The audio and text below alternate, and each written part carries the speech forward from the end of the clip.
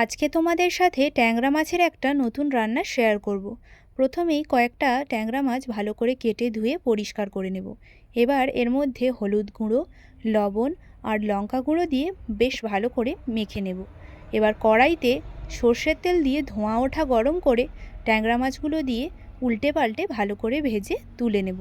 ট্যাংরা মাছগুলো ভাজার সময় ভীষণ ফাটবে, তাই একটু সাবধানে ভেজে নিতে হবে।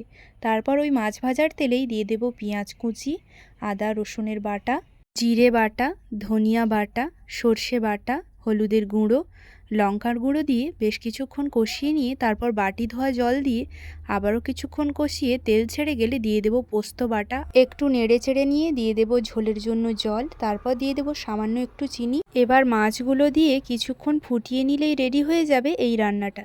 দুপুরবেলা গরম ভাতের পাতে এরকম একটা ট্যাংরা মাছের রান্না থাকলে সব কিছু ফেলে এটাই আগে খাবে।